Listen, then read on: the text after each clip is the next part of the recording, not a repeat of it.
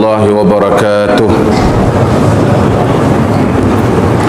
الحمد لله نحمده ونستعينه ونستغفره ونعوذ بالله من شرور أنفسنا ومن سيئات أعمالنا.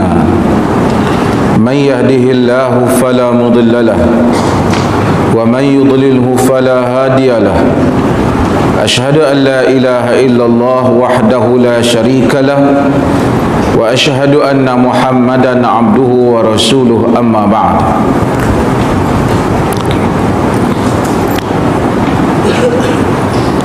Hadirin dan hadirat yang dirahmati Allah, masih lagi kita di dalam kitab Taharah, di dalam kitab Taharah, dan kita membaca tentang nahyu Rasul sallallahu alaihi wasallam an taghtasila mar'ah bi fadlir rajul. Larangan Rasulullah sallallahu alaihi wasallam wanita mandi dengan lebihan daripada lelaki. Dan kita kena baca hadis ini secara bersama, kerana jika bukan satu hadis saja, dengan hadis yang berikutnya kemudian akan kita syarahkan secara bersama. Wa an rajulin sahiban nabiy sallallahu alaihi wasallam qala naha Rasulullah sallallahu alaihi wasallam an taghtasila al-mar'atu bi fadli ar-rajul aw ar-rajulu bi fadli al-mar'ah wal ya'tarifa jami'an. Akhrajahu Abu Daud wan Nasa'i wa isnaduhu sahih. Daripada seorang lelaki yang bersahabat, yang telah bersahabat dengan Nabi sallallahu alaihi wasallam, katanya naha Rasulullah sallallahu alaihi wasallam, Rasulullah sallallahu alaihi wasallam melarang an taghtasilal mar'atu bi fadli rajuli, wanita mandi dengan lebihan lelaki, awir rajuli bi fadlil mar'ati, atau lelaki dengan lebihan wanita, yakni mandi dengan lebihan wanita. Wal yaghtarifa jami'an, kedua-duanya hendaklah cedok bersama. Hadis ini diriwayatkan oleh Abu Daud, An-Nasa'i, dan isnad yang sahih, kata Al-Hafidh Ibn Hajar Al-Asqalani. Wa an Ibn Abbas radhiyallahu anhuma, daripada Ibnu Abbas radhiyallahu anhuma, anna an-nabiy sallallahu alaihi wasallam kana yaghtasilu bi fadli Maimunah radhiyallahu anha. Akhrajahu Muslim. Daripada Ibnu Abbas radhiyallahu anhuma, Allah redha dia dan bapaknya Al-Abbas, bahawa Nabi sallallahu alaihi wasallam adalah Nabi yaghtasil, mandi, bi fadli, dengan kelebihan, dengan baki air Maimunah radhiyallahu anha, dengan baki air Maimunah radhiyallahu anha, yakni isteri Nabi Maimunah radhiyallahu anha. Yang hadis tadi dia kata larang, yang hadis ni Nabi sallallahu alaihi wasallam mandi dengan baki lebihan Maimunah, yakni Maimunah bintul Harith radhiyallahu anha. Wali ashabis sunan, bagi ashabus sunan, yakni dalam ashabun sunan, dalam kitab-kitab sunan yang dia sebut ni umum, boleh jadi dia maksudkan sunan ini dinisbahkan kepada Abu Daud dan Tirmizi. Ightasala ba'du azwajin Nabi sallallahu alaihi wasallam fi jafnah, telah mandi sebahagian isteri-isteri Nabi sallallahu alaihi wasallam di dalam jafnah. Jafnah ni bekas air yang besar. Dia terjemah situ apa bahasa Melayu? Bekas air. Tempat air. Tapi jafnah ni bekas yang besar. Faja'a yaghtasilu minha, kemudian Nabi datang, Nabi mandi daripada baki lebihan daripada jafnah itu. Faqalat, kata salah seorang daripada mereka, wallahu taala alam, barangkali yang kata ni Aisyah radhiyallahu anha, ataupun selain daripadanya, kata salah seorang daripada mereka ni, inni, dia kata ba'du ni, dia kata salah seorang daripada isteri Nabi lah, inni kuntu junuban, sesungguhnya aku ini berjunub. Dia bagi tahu Rasulullah, saya tadi mandi air tu saya mandi tu, saya berjunub masa saya mandi, yang ni saya angkat hadas junub. Faqala, kata Rasulullah, yang ni sabda Nabi sallallahu alaihi wasallam, innal ma'a, sesungguhnya air, la yujnib, sesungguhnya air tidak berjunub. Nabi kata air tak berjunub. Sahahu Tirmidzi, hadis ini disahihkan oleh At-Tirmidzi wa Ibnu Khuzaimah dan Ibnu Khuzaimah. Hadis ni tiga hadis sekurang-kurangnya dalam riwayat ni. Dua hadis yang nyata dan satu lagi dinukilkan oleh sebahagiannya oleh Al-Hafidh Ibn Hajar Al-Asqalani dalam Bulughul Maram ni. Nampaknya macam ada pertentangan sikit. Nampaknya macam yang mula kata tak boleh, tapi yang kedua tu buat nampak macam boleh pula. Bahkan Nabi bagi lagi alasan kenapa boleh. Bab ini dibahaskan oleh para ulama yang kita sebut dahulu. Apabila berlakunya hadis-hadis ni nampaknya berlaku tanaqud, berlaku kontradik di dalam riwayat-riwayat hadis, dalam hadis-hadis Nabi. Satu bidang ilmu dia panggil mukhtalaful hadis atau muskilul hadis. Satu bidang ilmu yang membahaskan bagaimana kalau hadis ni dia bercanggah, macam mana kita nak harmonikan hadis ni, nak reconcile, nak damaikan dia supaya dia tak tanakut, banyak andaian-andaian ataupun langkah-langkah yang disebut oleh para ulama, khususnya para ulama usul ataupun usul fiqh, di dalam membahaskan benda-benda yang seperti ini. Saya sebut secara umum, dahulu saya telah sebut beberapa langkah. Bila bercanggah ada berapa? Mungkin kita kena lihat hadis yang pertama itu mungkin dia dalam satu konteks yang lain, satu keadaan yang lain. Hadis kedua di dalam keadaan yang lain. Mungkin juga hadis yang pertama itu misalnya dia bukan larangan putus, dia satu panduan. Yang kedua itu dalam keadaan yang mana ataupun sebab yang dia larang itu dah tak ada, umpamanya. Kemungkinan juga hadis itu disebabkan Nabi SAW bagi arahan awal dan kemudian ada hadis yang arahan kemudian, maka yang awal, yang kemudian membatalkan yang awal, membatalkan awal. Tapi hadis ni kita tak tahu tarikh dia, kita tak tahu tarikh dia. Jadi banyak andaian para ulama bila tengok bercanggah nak tengok, kerana Nabi tak mungkin bercakap bercanggah. Kita dalam hidup ni, saya telah sebut beberapa contoh dulu. Kita hidup, mula-mula kita tak bagi, lepas tu anak kita heran, dulu kata tak boleh, sekarang kata boleh pula.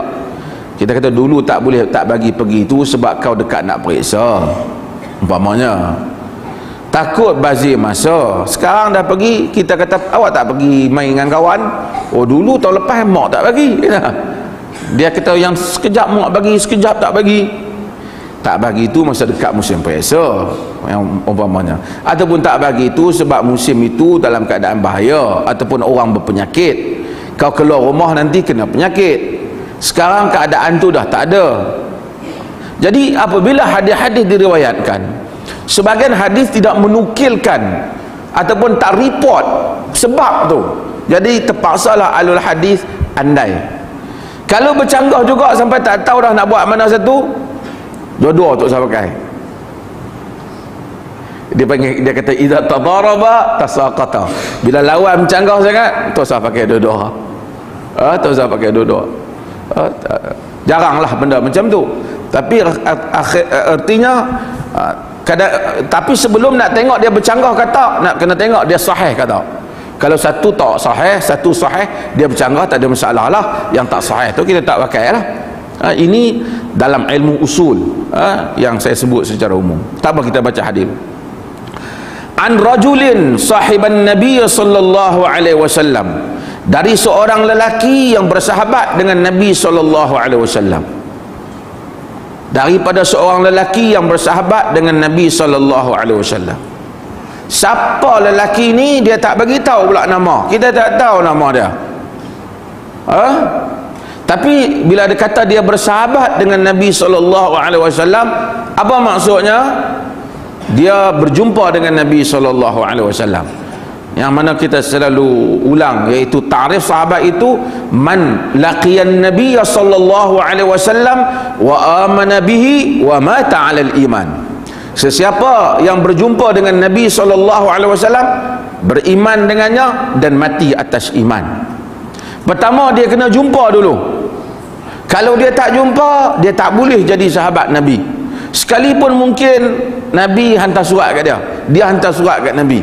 Macam Najasyi ataupun Ashamah di Habasyah, Nabi hantar surat kat dia, dia hantar, dia pula bayar perkahwinan isteri Nabi SAW. Tetapi oleh kerana dia tak pernah berjumpa dengan Ummu Habibah, dia bayar mahar. Nama anak Abu Sufyan, Ummu Habibah berhijrah ke Habasyah semasa zaman Mekah.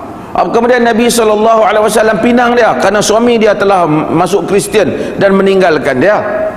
Najasyi bayar mahar kepada dia bagi pihak Nabi SAW. Dan akad nikah di sana jadi isteri Nabi. Pun begitu Najasyi tak pernah jumpa Nabi, sebab dia Maharaja Habasyah.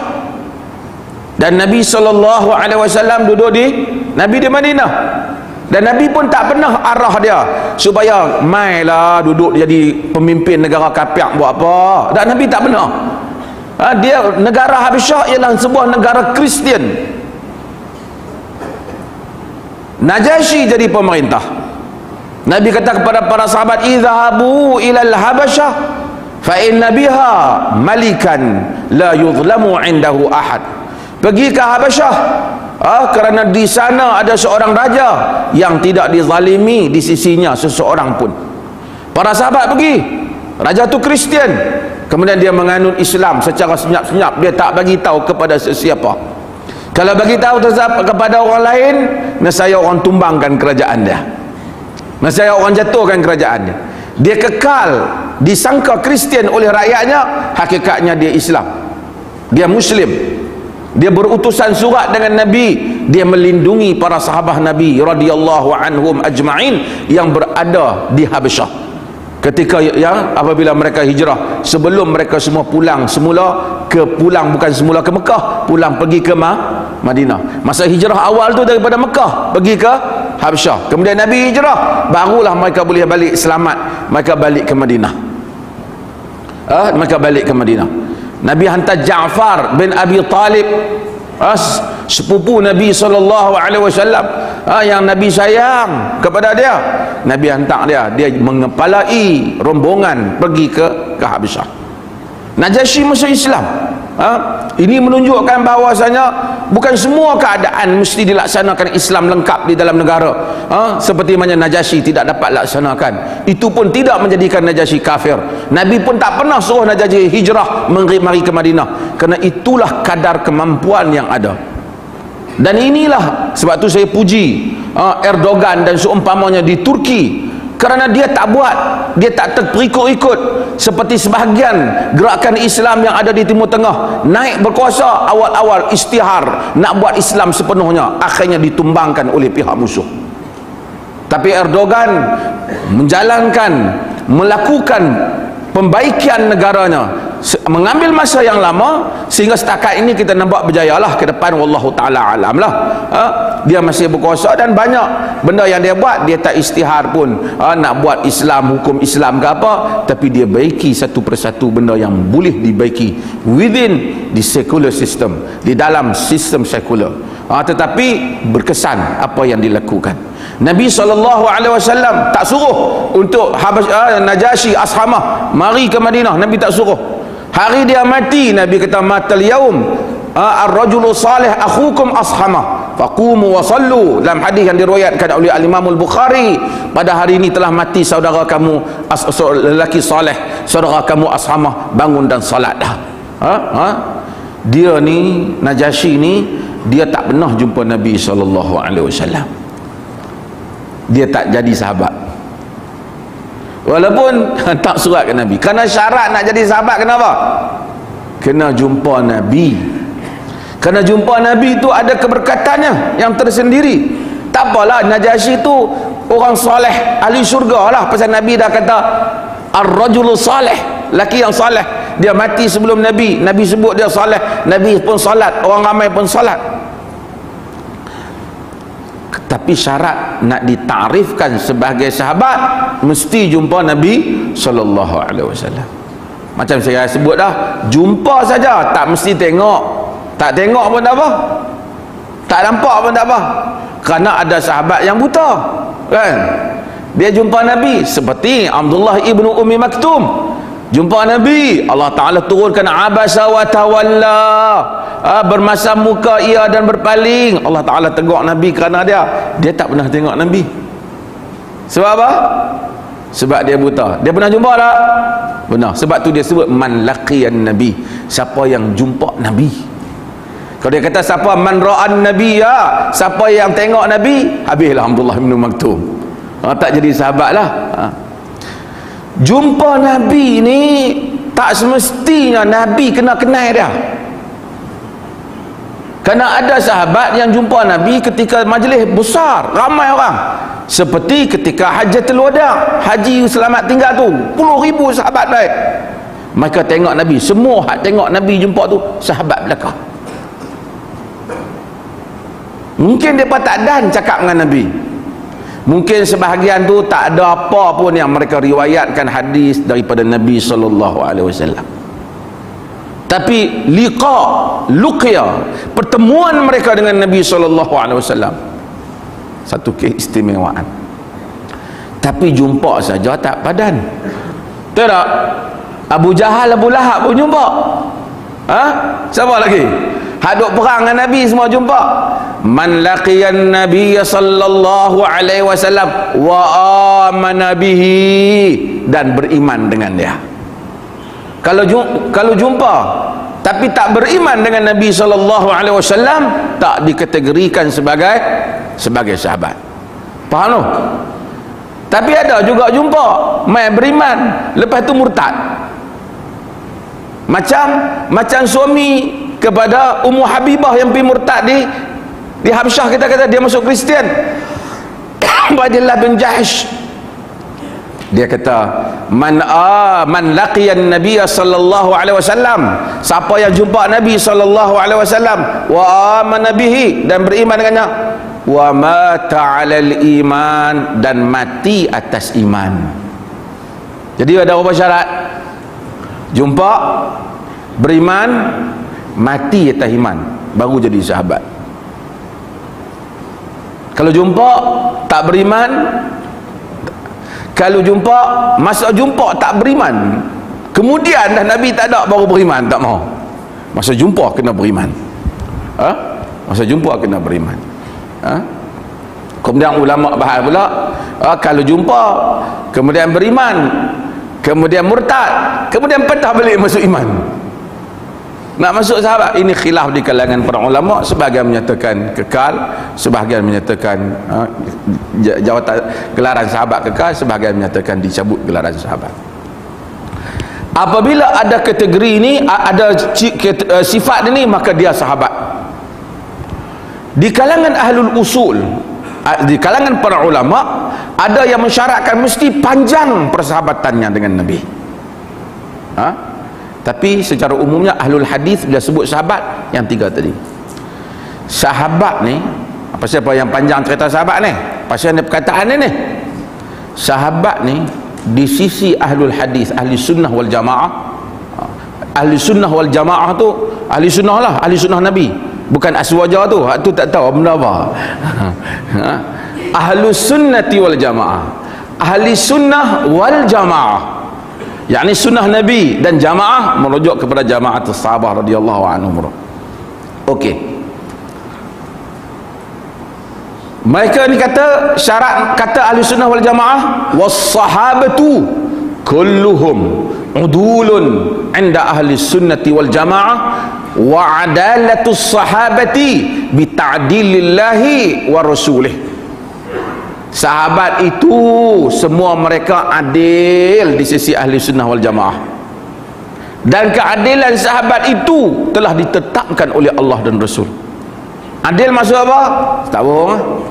Dalam konteks hadis ni dia tak bohong hadis.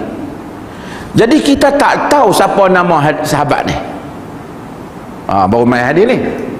Kita tak tahu. Dia kata daripada seorang lelaki yang bersahabat dengan Nabi. Boleh pakai ke tak boleh pakai dia ni? Boleh pakai ke tak boleh pakai? Boleh pakai ke tak boleh pakai? Pasal apa boleh? Sebab dia sahabat. Kalau tahu nama pun boleh pakai, tak tahu nama pun boleh pakai, sebab dia pakai satu jawatan dia, iaitu dia sah. Di sisi ahli sunnah boleh pakai. Jadi ada di kalangan para pengkritik hadis, mereka tak mau hadis ni sebab mereka tak tahu dia ni siapa. Kita kata tak tahu ni di sisi jumhur, ini tak memberikan apa-apa mudarat pada hadis ni, tak cacat ke hadis ni, sebab tak tahu ni sahabat. Okey, kalau yang tak tahu tu bukan sahabat, tapi dia bukan sanad ni lah, sanad yang sebelum sahabat. Misalnya daripada seorang lelaki, daripada Abu Hurairah radhiyallahu an, boleh tak? Boleh tak? Boleh tak tak? Mengaji lama boleh tak? Tak boleh, sebab dia tak ada jaminan. Yang jaminan hanyalah sahabat. Yang ni timbul masalah. Ni saya dalamkan sikit lah. Yang larat ikut-ikut, yang pasal ini seluruh dunia tengok ni, pasal ini pengajian hadis. Ini timbul perbincangan di kalangan para ulama, apa yang disebut sebagai ta'dilul mubham. Maksudnya apabila satu orang rawi hadis, dia kata akhbarana ba'du ahli ilm, ataupun akhbarana ba'du ashabina, ataupun akhbarana siqah atau haddatsana siqah, telah memberitahu kepada kami sebahagian ahli ilmu, tapi dia tak bagi tahu nama apa. Telah memberitahu kepada kami seorang siqah, seorang yang dipercayai, telah memberitahu kepada kami umpamanya man la attahim, orang yang tidak pernah, yang aku ini tidak pertikaikan dia. Atau akhbarani man athiqu bihi, telah memberitahu kepada aku orang yang aku mempercayainya. Kita boleh pakai tak? Timbul perbincangan. Biasanya antara orang yang suka guna ayat ni ialah Al-Imam Syafi'i radhiyallahu anhu. Di dalam kitab dia sering juga dia suka sebut, tapi dia tak sebut nama. Siapa dia kita tak tahu. Majoriti para ulama hadis menolak riwayat macam ni. Sebab kenapa dah dia kata boleh percaya? Kerana dibimbangi. Orang yang dipercayai di sisi para ulama tertentu, bila diselidiki tak boleh dipakai di sisi ulama lain. Bukan kerana dia tu ulama tu saja bohong. Mungkin orang, saya kata telah menceritakan kepada saya satu orang yang saya percayai. Katakanlah anda kata tuan-tuan percaya pada saya, tapi belum tentu tuan-tuan percaya kepada orang yang saya kata tu. Kemudian saya tak bagi tahu, tuan-tuan pun bagi tahu kat orang lain, dia kata telah mencerita kepadanya orang yang dia percayai, tapi bukan orang yang tuan-tuan percayai. Siapa percaya? Saya percayai. Siapa kita tak tahu. Tiba-tiba tuan-tuan memang katalah andai tuan-tuan percaya kat saya, tuan-tuan pergi tanya saya betul-betul, siapa dia yang orang yang terpercayai ini? Saya sebut-sebut nama, yang tu tak boleh pakai, kami kenal dia. Mungkin tak? Mungkin. Sebab itu para ulama hadis dia tak mau benda macam ni. Antara contoh yang mereka buat, orang yang Imam Syafi'i radhiyallahu anhu, dia kata akhbarana man la attahim, aku telah menceritakan kepadaku orang yang aku tidak tuduh dia. Bila dicek, orang ini ialah Ibrahim bin Abi Yahya contohnya. Ibrahim bin Abi Yahya ni Imam Syafi'i kata okey, tapi Imam Ahmad kata Syiah, Mu'tazili, Rafidi, pendusta. Mungkin Imam Syafi'i dia tak ada rekod orang ni, dia tengok pada beberapa benda dia nampak bagus, dia terimalah. Sebab tu dalam nak bagi komen kepada rawi, hendaklah dia ambil banyak pandangan. Kemungkinan satu orang alim tu dia tak ada maklumat yang cukup tentang satu orang rawi. Sebab itu maka kalau selain daripada sahabat, hal ini tidak boleh dibuat. Panjang tu.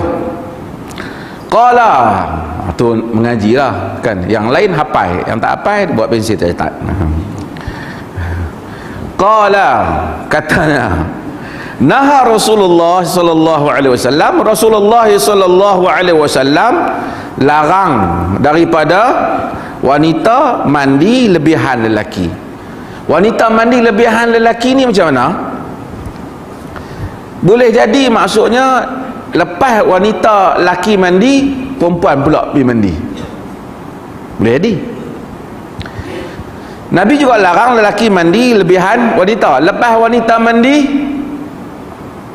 laki pula pergi mandi. Satu tafsiran lah.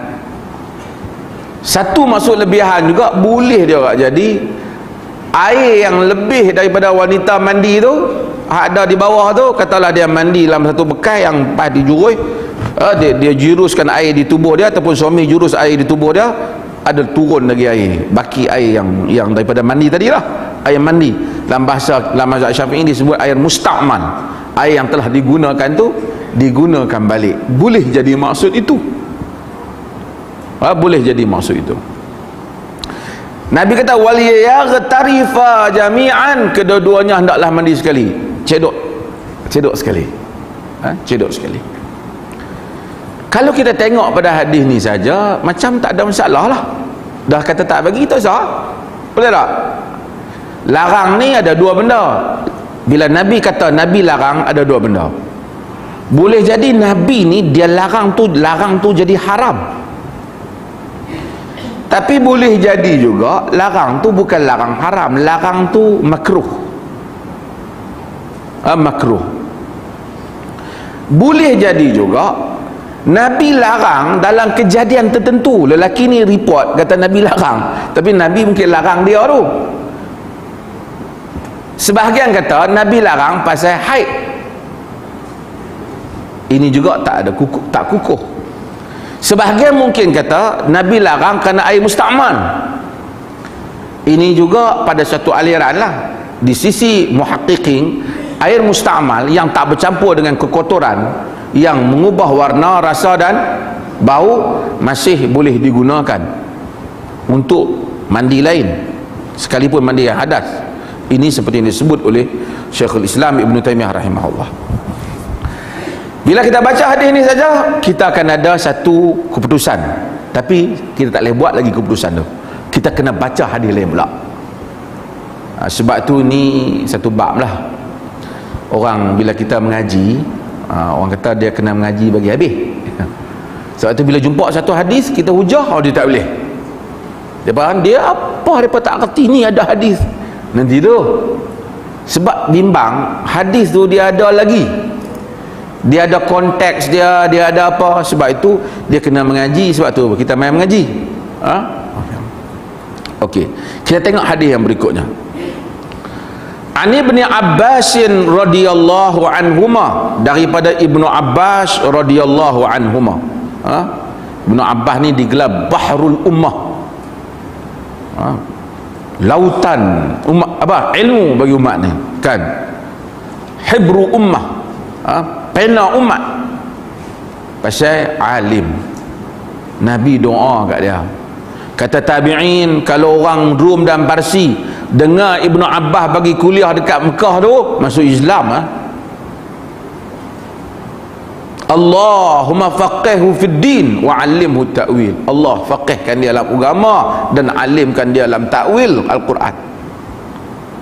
Dia ni lahir 3 tahun sebelum hijrah Nabi sallallahu alaihi wasallam. Artinya semasa Nabi meninggal, Ibnu Abbas lebih kurang umur berapa? 2 tahun. Lebih kurang apa? Lebih kurang 13 tahun lah, 12-13 tahun lah. Ibnu Abbas. Jadi masa Nabi meninggal tu, Nabi wafat tu, Ibnu Abbas ni muda lagi lah. Muda lagi. Dia banyak masa zaman Umar bin Khattab banyak juga, walaupun dia muda, banyak pandangan-pandangan dia ada yang Umar ambil. Ilmu ni dia tak kira tua muda, pengalaman dia kira tua muda. Ilmu dia tak kira. Kadang-kadang orang tu dia tu imam ke apa dia, ada orang muda tegur dia bagi pandangan, dia kata hadis ni, ada hadis tu imam tak boleh ni. Aku makan garam dulu pedang dia kata. Sahabat dia dalam ilmu dia tak berkaitan dengan garam, ada bab ilmu garam. Pasal orang lain mungkin makan mentega kan. Orang dulu-dulu macam tu lah, dia pantang orang tegur. Bila orang tegur dia kata dia tak tahu hujah apa, dia habaq dia makan garam dulu kan. Kata sebab tu yang darah tinggi, lepas tu fikir tak stabil kan.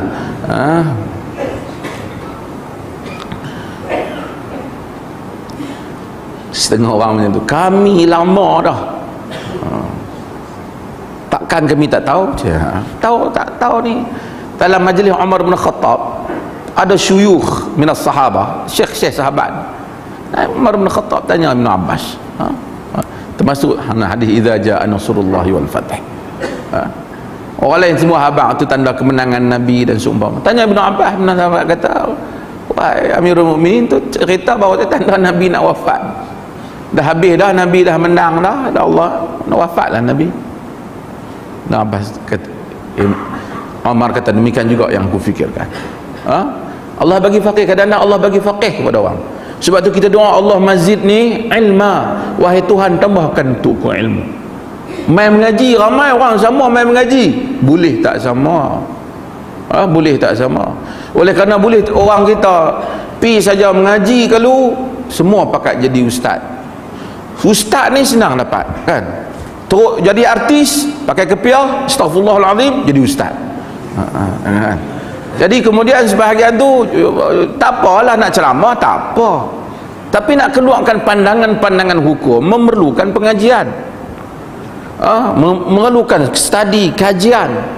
Sebahagian itu kadang-kadang tak tahulah dia buat bidak, pakar motivasi ke apa, tak apalah dia jadi motivasi, itu tak salah.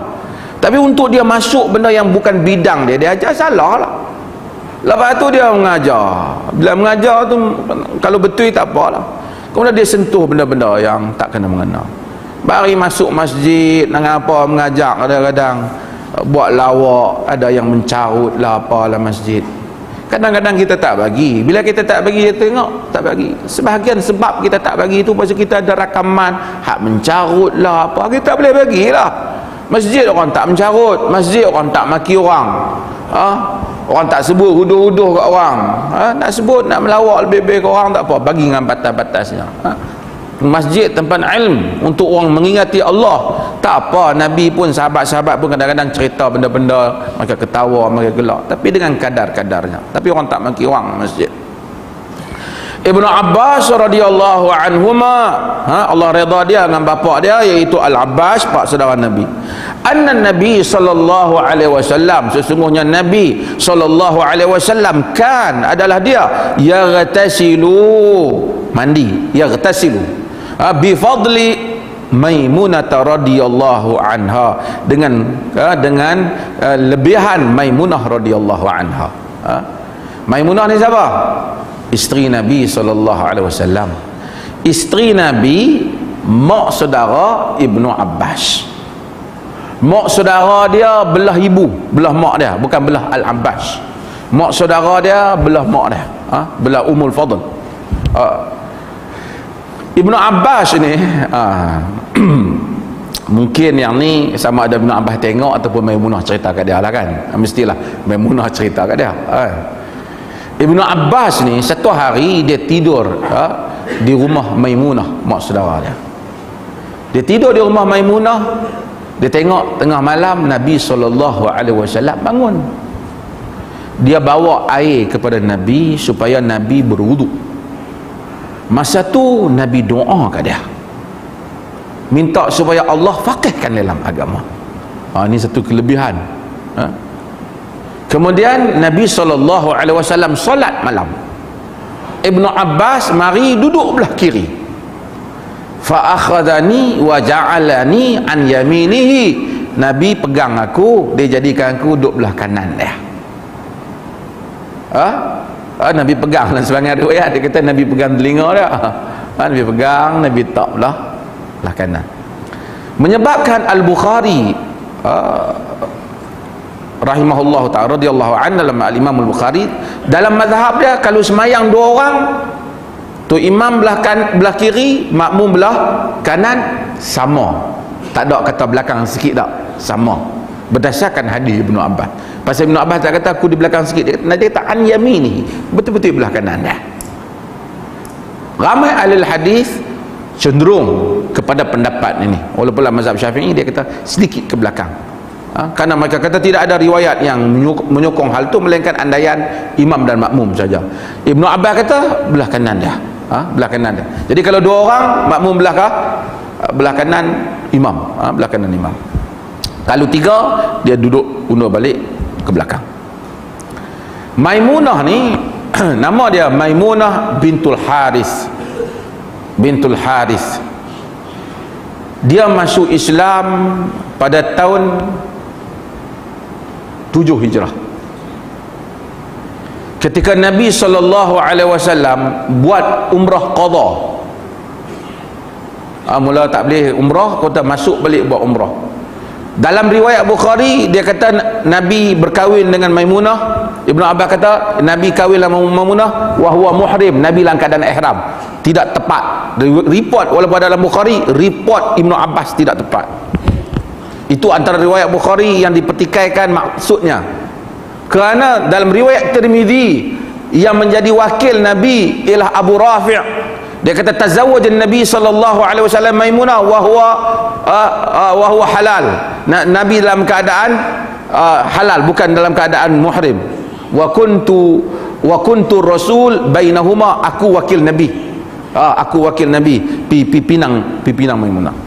Dalam riwayat lain diceritakan bahawa Nabi SAW tengok Maimunah ni sebelum Nabi dia kahwin dah 2 orang, silap saya. Nabi tengok, Nabi kenan dia. Nabi nak hantar Ja'far nak pinang dia, tapi sebelum, sebahagian riwayat kata sebelum Nabi pinang dia, dia mari kepada Nabi SAW, dia naik unta. Dia kata, ya Rasulullah, al-ba'iru wa ma alaihi lillahi wa rasulih.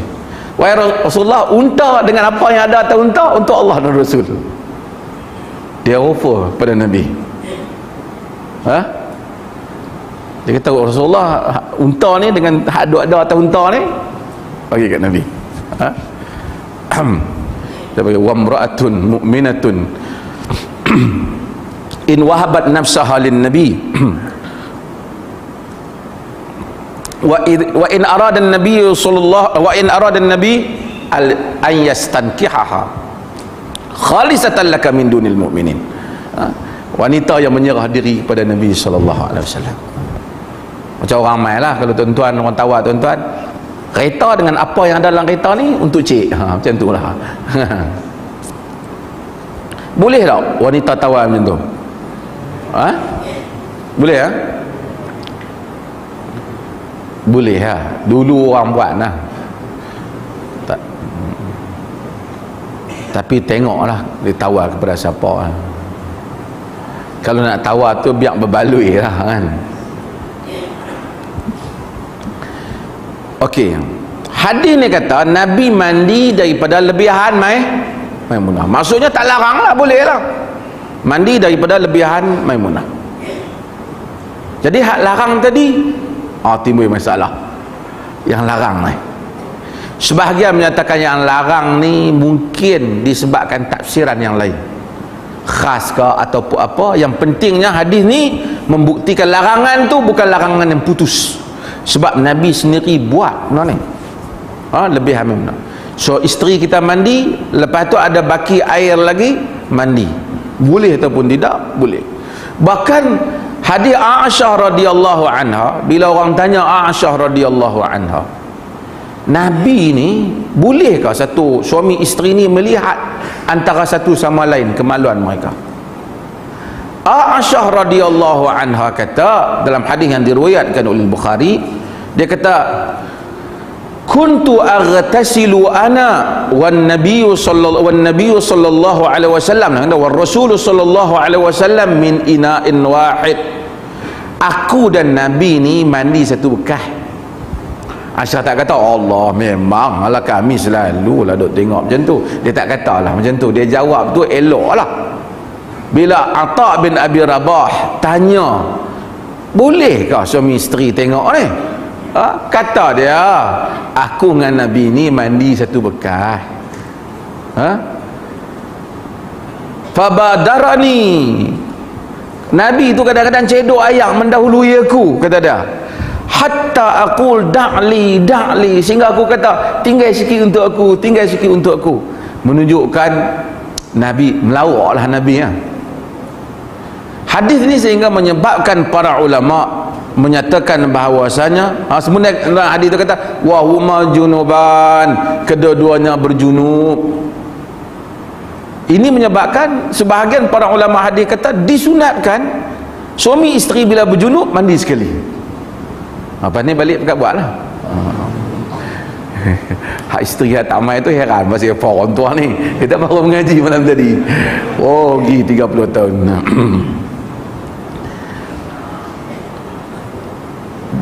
Berdasarkan riwayat ini dan riwayat yang menyatakan Nabi tak pernah melihat kemaluan isterinya tidak sahih.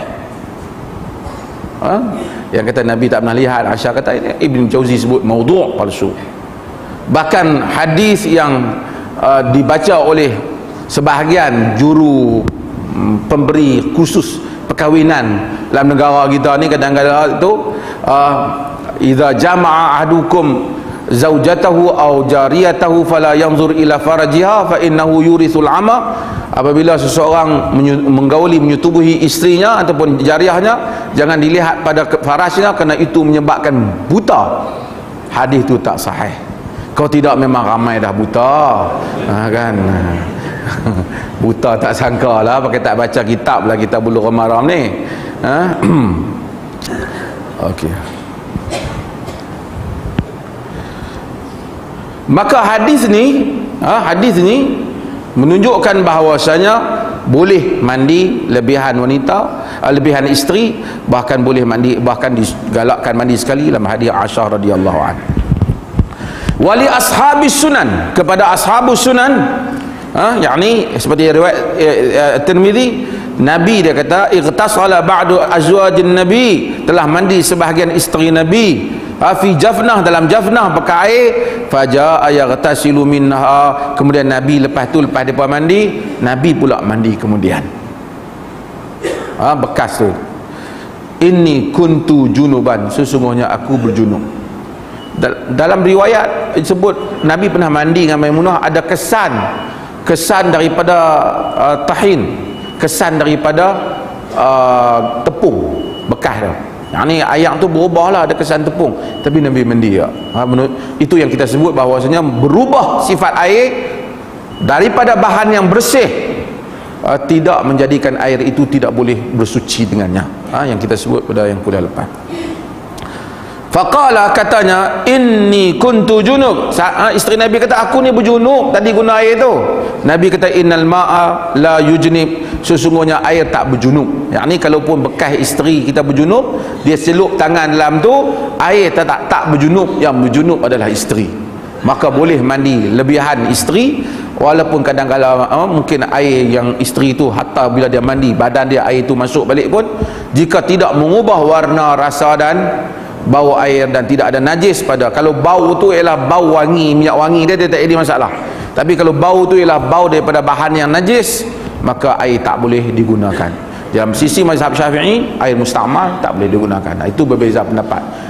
Di segi muhaqqiqin, air musta'mal masih boleh digunakan dalam seperti itu. Wallahu taala alam.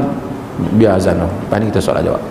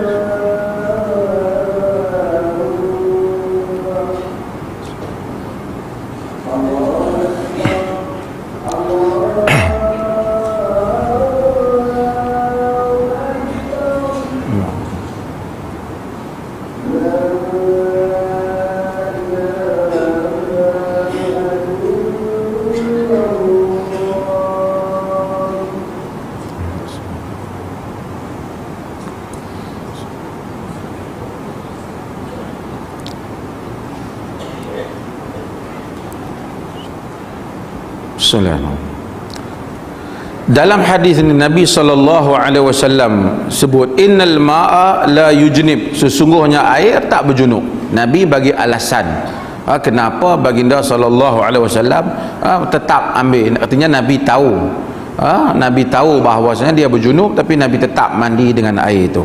Sahahu Tirmizi, telah disahihkan oleh Tirmizi.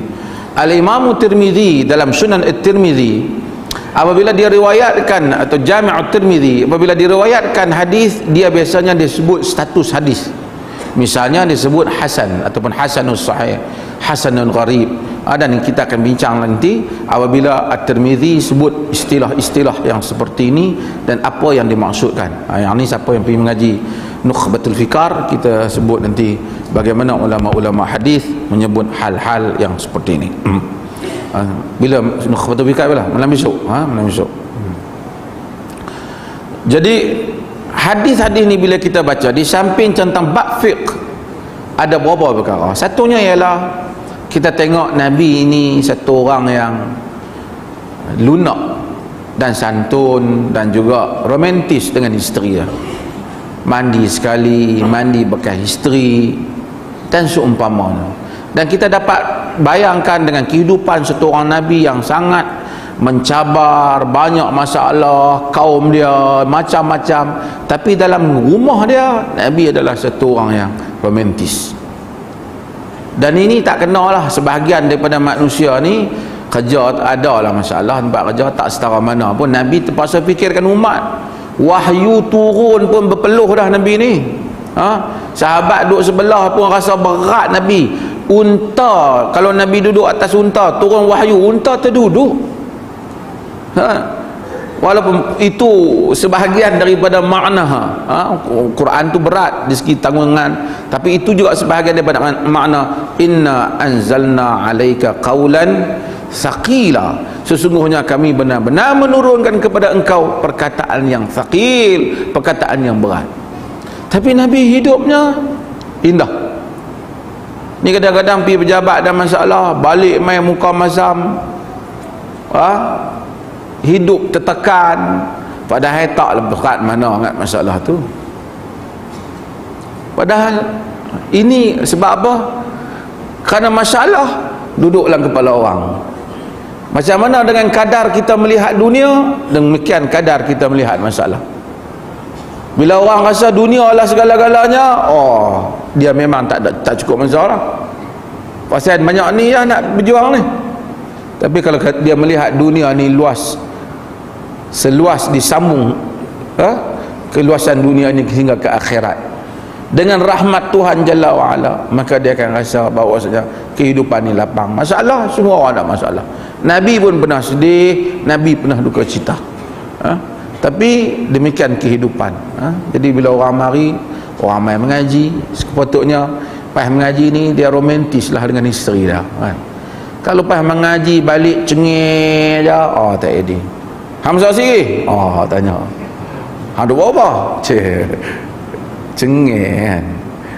Jadi ada mai mengaji hadis Nabi, ada keberkatan insya-Allah, dan mudah-mudahan santun baik dengan isteri.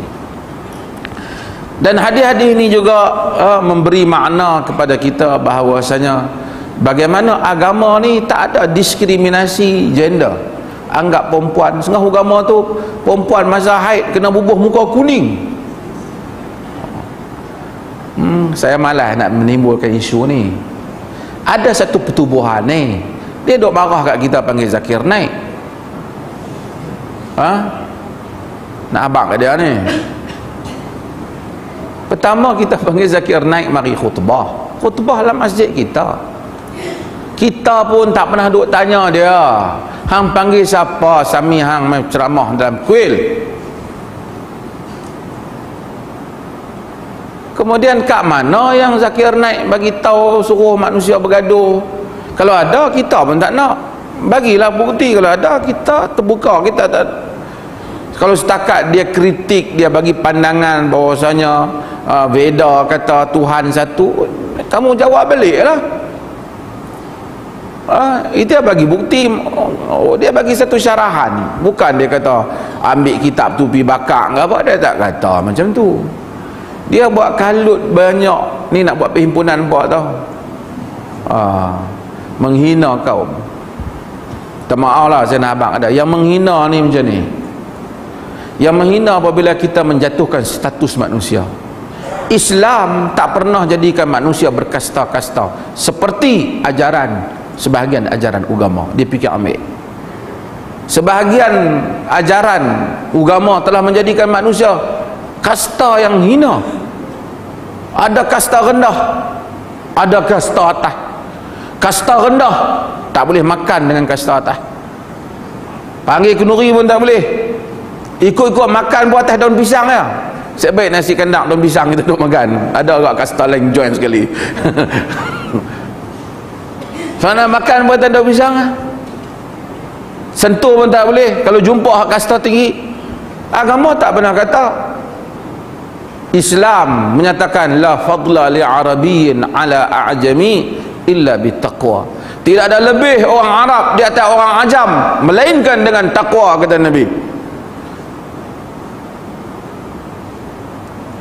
Ayuhan nas, semua manusia, inna ilahakum wahid wa abukum wahid. Tuhan kamu satu, bapa kamu juga satu, Adam. Ini dia nak kata penghinaan. Tak ada penghinaan. Yang hina yang itu, yang mengkastakan manusia dengan beberapa kasta. Kasta rendah, kasta tinggi, 7, 8, 5, 6 kasta ada. agama ni tak kastakan orang. Nak masuk Islam, Islam tak pernah kata kulit hitam rendah martabat. Sampai hari ni orang duk azan kami sebut Bilal, walaupun bukan orang azan nama Bilal, tapi mengenangkan Bilal. Bilal orang kulit hitam. Nabi SAW sayang kepada Bilal. Arihni ya Bilal, tenangkan kami wahai Bilal daripada hamba yang hina. Diangkat oleh Nabi kita Muhammad SAW. Azan berkumandang, setiap kali orang azan orang mengingati nama Bilal. Salman daripada keturunan Parsi masuk. Nabi kata Salman min ahli baiti, Salman di kalangan ahli bait aku. Bukan maksud ahli bait, maksudnya di kalangan orang yang aku sayangi. Walaupun ada perbincangan tentang riwayat tu. Dia ini semua agama yang tak pernah bagi kasta. Islam tak pernah hina kaum India. Yang hina kaum India ialah mana-mana agama yang mengkastakan mereka. Islam kata kalau masuk ke Islam semulia-mulianya, semulia-mulianya. Dia mungkin sebab itu kita pun nak kena buang benda yang sudah jadi kadang-kadang dalam fikiran kaum lain. Agama Islam ni untuk Melayu, yang ni nak kena buang. Islam ini untuk semua. Orang Melayu nak kekal dengan amalan Melayu, kemelayuan dia yang tak bercanggah Islam, kekalkanlah. Baju Melayu, kain plekat, sampin bukan perlambangan Islam, tapi pakaian Melayu yang boleh dipakai. Kalau orang Cina masuk Islam, dia nak pakai congsam, nak pakai topi dia boleh pakai. Bukan itu tanda bukan korang Islam. Ini adalah soal kaum. Agama untuk semua. Ayyuhan nas inna khalaqnakum min dzakarin wa untha wa ja'alnakum syu'uban wa qabaila lita'arafu. Wahai manusia, kami jadikan kamu lelaki dan perempuan. Kami cipta kamu lelaki dan perempuan. Kami jadikan kamu bersuku-suku dan berpuak-puak, supaya kamu berbangsa-bangsa, berpuak-puak, supaya kamu kenal antara satu sama lain. Kita kenal antara satu sama lain dengan bangsa lain supaya kita melihat kepada keagungan dan keindahan Islam. Wallahu ta'ala alam. Soalan.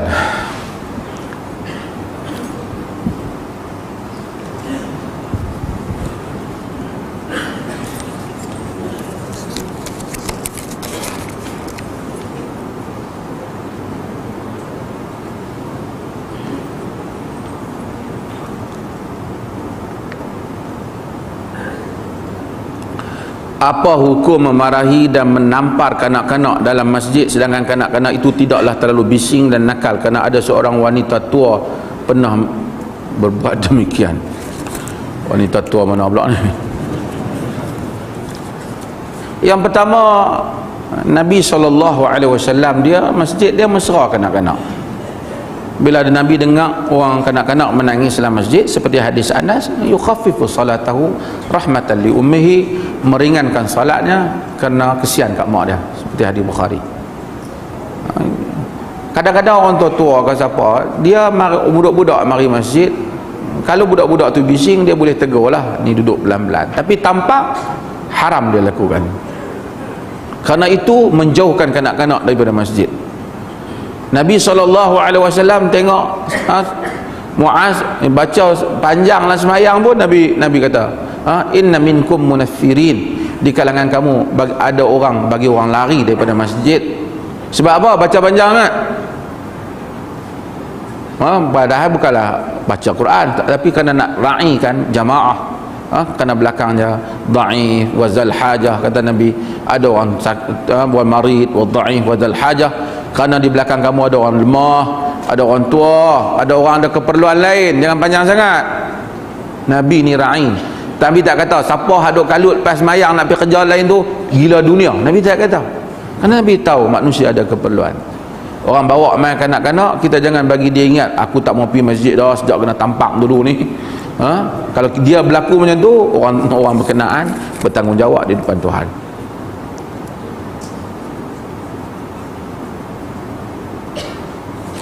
Bertahlul potong bulu badan, walaupun ada perbahasan bertahlul ialah bertahlul kerana bertahlul di kepala dia, di rambut dia. Dia potong rambut dia. Pertama tahlul ni yang paling afdal lah. Cukur ke gunting rambut ke cukur rambut. Nabi doa. Kemudian kalau orang pun nak pendekkan rambut, dia boleh pendekkan. Tapi apabila kita kata kita gunting rambut ni, walaupun ada khilaf kalangan ulama, kita kata anak kita hantar pergi gunting rambut ni, panjang rambut, dia balik-balik, dia pergi ambil gunting, dia gunting cat ujung ni, kita abang dah gunting dah rambut. Sebenarnya tak apa memenuhi makna gunting rambut. Kalau gunting rambut tu dia menggunting seluruh rambut lah, dia pendekkan seluruhnya. Walaupun ada fuqaha yang menyebut, tetapi apakah yang dipahami oleh secara umum bila kita kata muqassirin, iaitu memendekkan rambut, maka dia pendekkan. Sebab tu saya cadangkan siapa yang pergi umrah ngaji ni, bila nak pendek, pergi pendek kat tempat kedai pendekkan lah, dia pendekkan keliling. Ataupun lepas pada tu, ataupun cukur. Itu yang didoa, Nabi doa 3 kali untuk orang yang cukur. Kadang orang dia tak faham, lepas dia tawaf semua, dia pergi pendekkan kawan dia gunting-gunting. Sebenarnya dia dah tahlul, banyak tu lah pahala dia pendekkan. Cukur lebih banyak pahala daripada pendekkan biasa. Dia pendek-pendekkan, lepas pada tu dia pergi kedai, dia suruh cukur. Hak dia cukur di kedai tu bukan tahlul, tu cukur biasa lah. Pahalanya masa hak dia niat tahlul tadi lah, habis dah lah. Ramai orang dia buat apa tu, dia pergi kedai dia buat pula.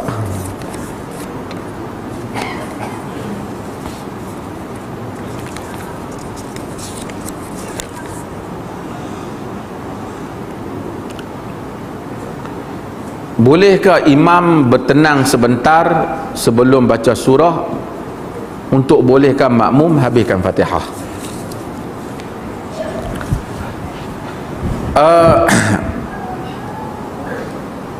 Selepas imam baca Fatihah, sebahagian kitab disebut ada perbincangan tentang saktah, tapi dia kata berhenti sekejap untuk bagi laluan orang baca Fatihah.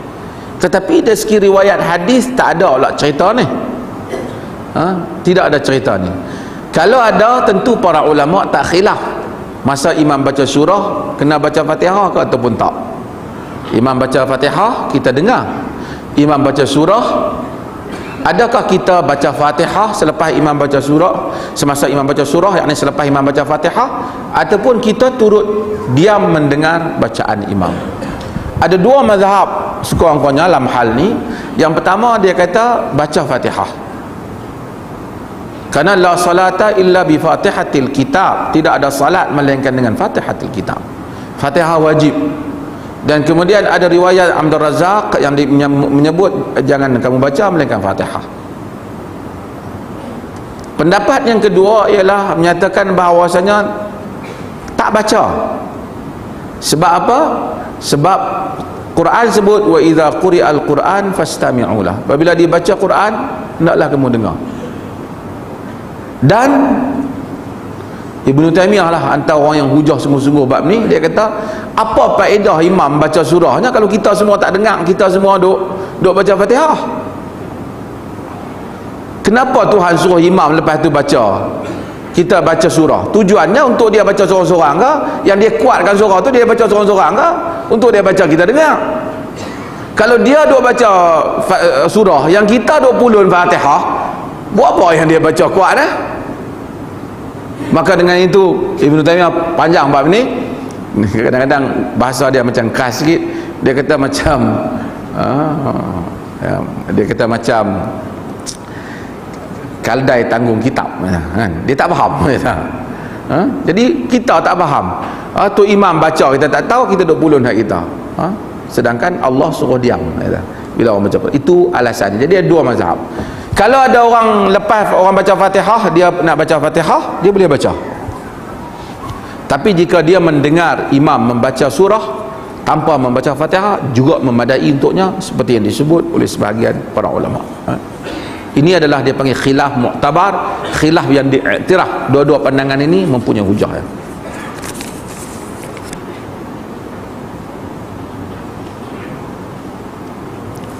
Boleh tak baca Quran sehingga didengari oleh makmum sebelah?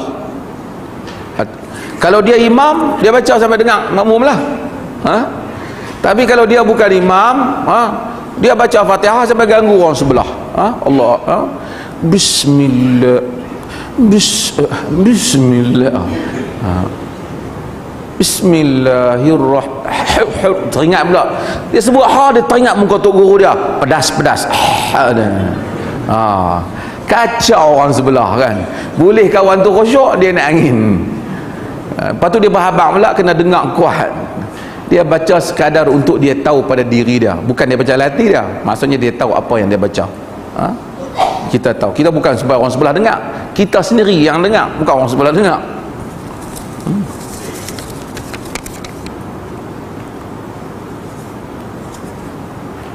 Adakah sah berkahwin ketika hamil kerana berzina? Di sisi mazhab Imam Ahmad dan di dalam mazhab hatta qaul Syafi'i juga adalah sebenarnya sah dalam kahwinan ini. Ada qaul yang berbeza lah dalam hal hatta dalam mazhab Syafi'i. Tetapi sebenarnya kalau kita tanya bila cukup syarat nikah, iaitu ada wali, ada saksi, kemudian ada pengantin, ada akad, yang ada perkahwinan, adalah sah.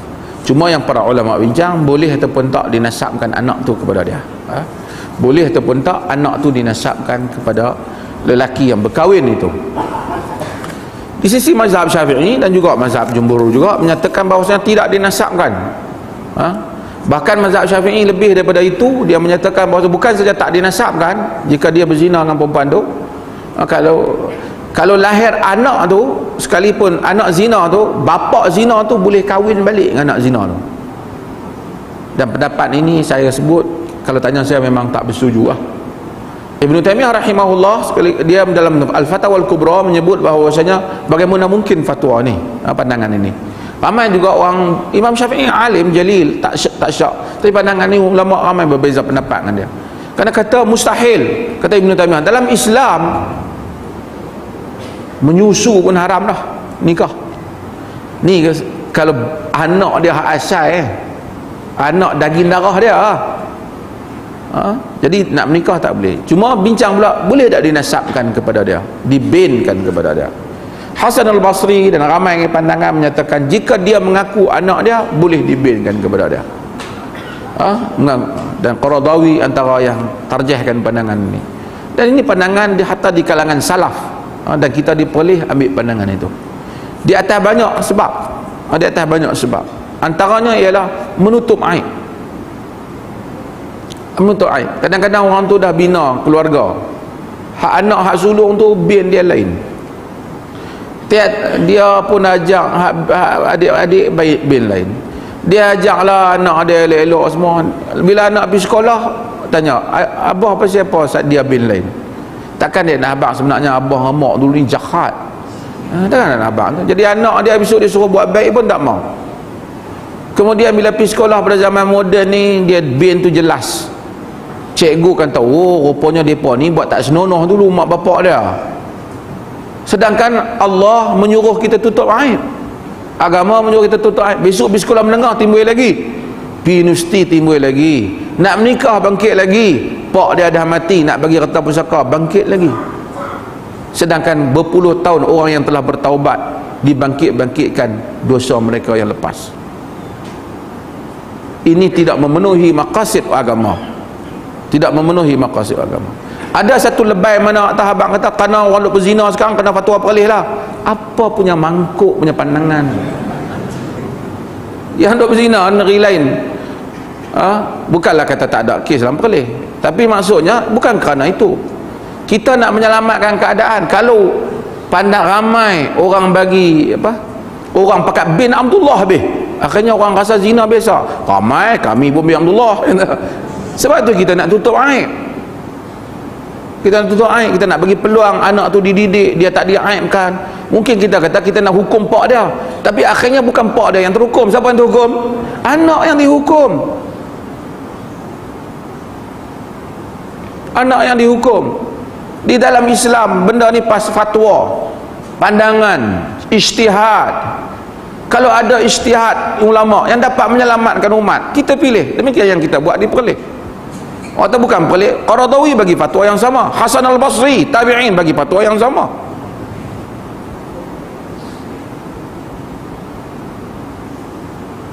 Tak mau tak apa.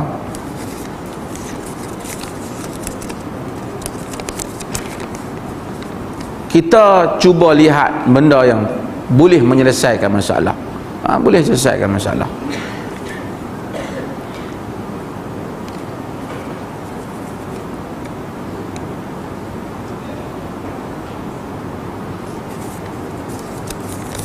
Ni kita fatwa tentang apa? Mu'allafatu qulubuhum. Orang yang dijinakkan hatinya kepada Islam, diberikan persepsi yang baik dan sikap yang baik terhadap Islam, boleh menerima zakat. Tapi yang diputuskan oleh ulil amri, pemerintah boleh. So mu'allaf itu bukan saja yang masuk Islam, yang belum masuk Islam. Sama ada dia nak ada peluang masuk Islam, ataupun kalau kita bagi itu dia sangka baik dengan Islam, ataupun dia tak apa suka dengan Islam, kita bagi menyebabkan dia suka Islam, dia boleh dapat zakat. Pasal apa? Pasal Nabi bagi. Pasal Nabi bagi. Kita ni kalau dengar macam tu, habislah duit zakat, orang kafir ambil habis dah. Akai singkat. Tapi kalau dengar kata Kristian pergi bagi duit kat orang Islam, macam di Indonesia sampai masuk Kristian ramai, kita bising. Kristian pergi hospital bagi duit kat orang sakit, kita marah pasal apa pergi bagi duit, takut orang terpengaruh. Kita habaq kita Islam pula nak bagi duit Islam pun marah juga. Apa ni? Hak betul ya, dua saja. Lepas tu pergi berimpun tak mana-mana. Habis pandai.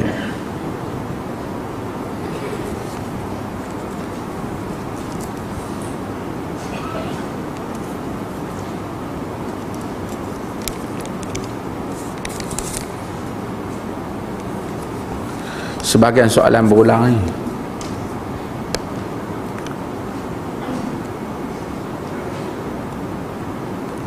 Perlukah selawat, tasbih, al-fatihah macam-macam nada kuat sampai dengar kat mikrofon dan sambung azan? Tak boleh.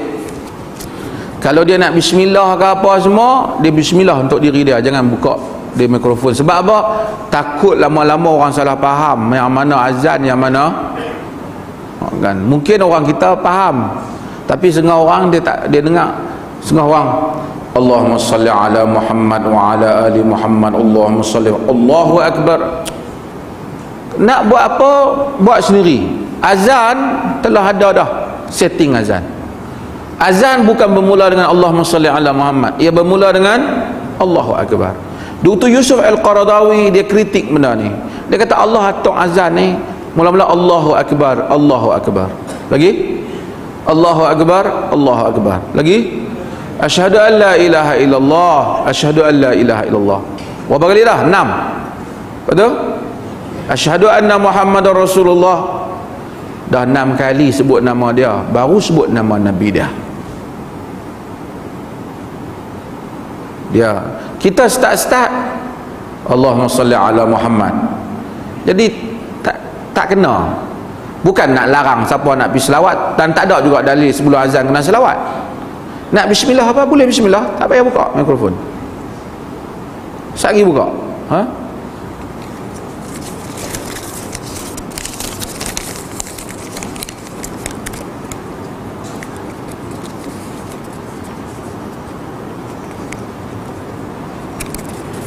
Kalau orang bukan Islam tak pernah dengar pasal Islam, adakah akan masuk neraka kalau meninggal? Orang bukan Islam tak tahu masuk Islam sebab tak ada orang bagi tahu pasal Islam walaupun berjiran dengan orang Islam. Allah Subhanahu wa taala sebut apa? Wala taziru waziratun wizra ukhra wa ma kunna mu'adzibina hatta nab'atha rasula. Seseorang tak akan tanggung dosa orang lain, yang boleh tanggung dosa tak akan tanggung dosa orang lain, dan kami tidak akan mengazabkan sehingga kami hantar rasul. Jadi kata Al-Imam Al-Ghazali rahimahullah dan juga Ibn Qayyim menyebut hal yang sama, selagi seseorang itu tidak dapat maklumat yang betul tentang Islam, dia tidak diazab oleh Tuhan. Dia mungkin dapat maklumat tapi tak betul tentang Islam, maka dia tak akan diazab oleh Allah.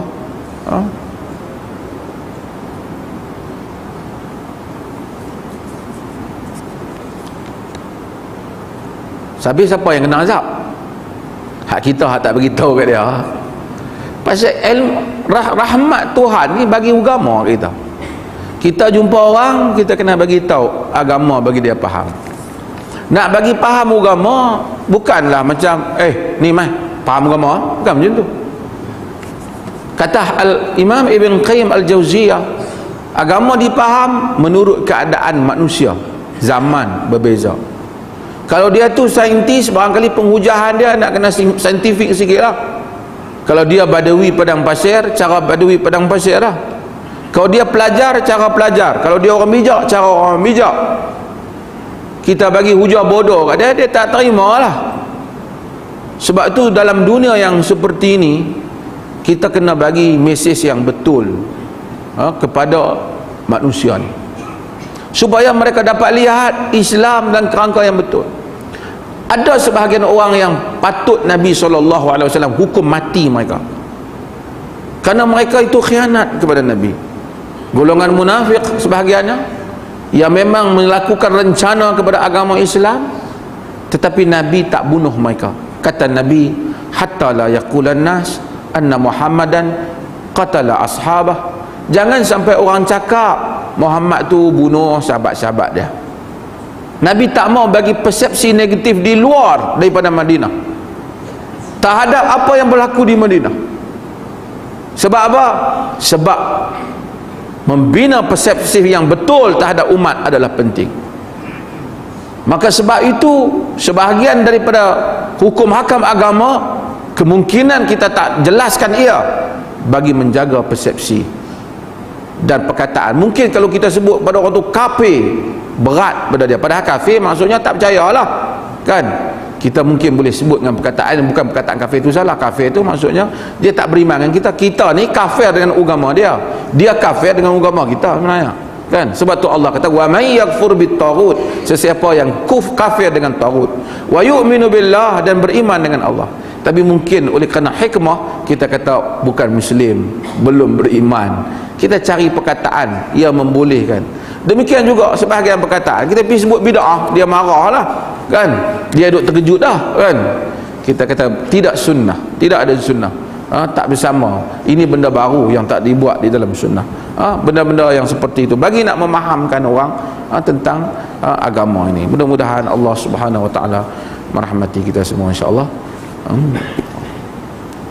Oh, dah.